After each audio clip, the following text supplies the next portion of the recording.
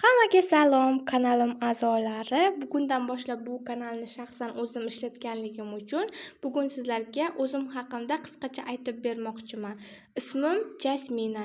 Jannat guli degan ma'noni anglatadi. Ismim o'zimga juda ham yoqadi. Qiziqishlarim va hobbilarim haqida gapiradigan bo'lsam, ko'proq rasm chizishga qiziqaman va hozir tayyorlanayotgan fanim bu ximiya biologiya. Kelajakda shifokor bo'lmoqchiman, lekin bu sohani o'zim xohlab tanlamaganman. Shunday onajonim olib borganlar, shunday mana shu sohani tanlaysan deganlar, o'shandan boshlab 2 yil mobaynida ximiya biologiya fanidan tayyorlanib kelyapman. Lekin har bitta odamni o'zini yoshligida, kichkinaligida orzusi bo'ladi, lekin hech qachon yetti uxlab tushimga ham kirmagan ximiya biologiyadan tayyorlanishim. O'zim kulgili bo'lishi mumkin, lekin qo'shiqchi bo'lishni kichkinaligimdan orzu qilganman. Rasm chizishga umuman qobiliyatim yo'q, lekin fantastik rasmlarni ko'proq chizaman. Hayotda umuman mavjud bo'lmagan u rasmlar. Doim kulib yuradigan, hamma bilan yaxshi kelishib ketadigan va umuman insonlarni xafa qilmaydigan odam o'zim bo'laman menimcha. Shu yoshimgacha hamma narsani sinab ko'rdim, har xil fanlardan qo'shimcha darslarga borib ko'rdim. 3-sinfdan boshlab rus tiliga qatnaganman. Rus tilida gapirishni ozma-oz bilaman. Hozir esimdan ham chiqib ketgan. Ingliz tilidan qatnaganman. Yana undan tashqari ko'p fanlardan repetitorlarga qatnaganman, lekin bittasini ham qo'lini tutganim yo'q. Lekin onajonim tanlaganlari uchun hozir ximiya biologiyani o'qiyapman. Ovqat qilish umuman 0. Hech balo qilishni bilmayman. Xarakterim ko'proq o'g'il bola bo'lgani uchun qizlarning ishiga ko'p qiziqmayman. Dramalarni jinnisiman. Juda ham ko'p drama ko'raman. Juda ham qiziqib ketganimdan bir kunda 40 seriyali dramalarni ham ko'rib tugatganman, lekin drama ko'rishimni onajonim bilmaydi. Bu videoni onajonim ko'rayotgan bo'lsa, kechirasiz. Ko'z yoshimni birovlarga ko'rsatishdan uyalib qolganman, bilmayman nimaga. Har doim asabim buzilganda ko'proq uy yig'ishtirish, kir yuvish, ishlar qilishni yaxshi ko'raman.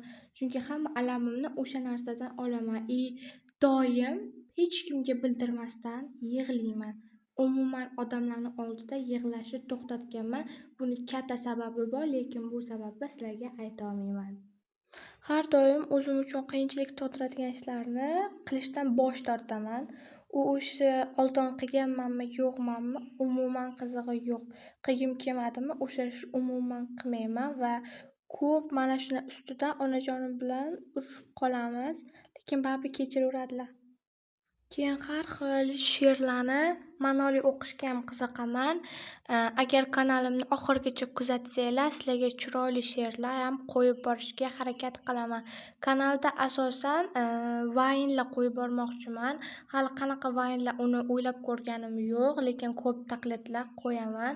Bular sizlarga yoqadi degan umiddaman. Hozir qo'ygan 2ta videoyimga albatta like bosib ketishni unutmanglar va kommentariy ham yozib qo'yinglar. Sizlardan juda ham xursand bo'laman.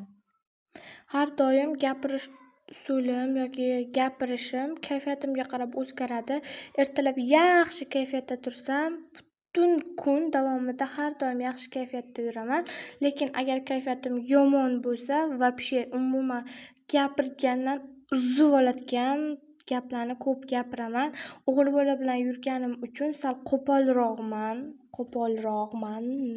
O'g'il bolalar bilan ko'p yuraman. Sinfdoshlarimning ichida faqat o'g'il bolalar bilan yaxshi kelishaman. Qizlar bilan unchalik zo'r kelishmayman. Hayot murakkab bo'lishiga qaramasdan har doim hayotda oson tomonidan yurishga harakat qilaman. Umuman qiyinchiliklar yoqmaydi. Men haqimdagi odamlar fikriga umuman qiziqmayman. Odamlar nima deydi, odamlar nima qiladi, odamlar qanday ko'radi degan narsa men uchun emas. Odamlar har doim o'zi xohlaganday ko'radi, o'zi xohlaganday eshitadi. Siz 1000 marta tushuntiring, million marta tushuntiring, baribir ular o'zi bilganidan qolishmaydi. Shuning uchun odamlarning fikri umuman men uchun qiziq emas. Ora-orada kitoblar ham o'qib turaman. O'qiydigan kitoblarim faqat psixologik kitoblar hisoblanadi. U kitoblar qandaydir odamlarga motivatsiya beradi. qilgisi kelmagan narsalarni ham qilishga undaydigan kitoblarni вообще yaxshi ko'raman. Masalan, yo'q deya olish san'ati, seni to'lqinlantirgan hamma narsadan voz kech, sendakasi yo'q, bizni yolg'iz deb o'yladilar kabi kitoblarni juda ham ko'p o'qiyman. Bularning hammasi psixologik kitoblar hisoblanadi. Musiqa eshitishni sevaman. Вообще turk va o'zbek qo'shiqlarini ko'proq eshitaman. Video olish juda ham yoqadi. Har doim relsimdan chiqqan har bitta trendni sinab ko'rishga harakat qilaman. Hammasini sinab ko'raman. Bugundan boshlab hamma galereyamdagi o'zimga yoqqan videolarni YouTube'ga joylab boraman. O'zi yoshligimda shunaqa o'zim olgan chiroyli videolarni internetga joylashni xohlardim va nihoyat bu orzuyimga yetishdim. Endi asta-sekinlik bilan sizlar bilan rivojlanamiz. Shuning uchun har bitta ko'rgan videolarga podpisatsiya tashlab qo'yishni unutmanglar. Yurechani qizartirib, sizlarning har bitta podpisatsiyalar, yurechalar va kommentariyalar menga omad olib keladi degan umiddaman.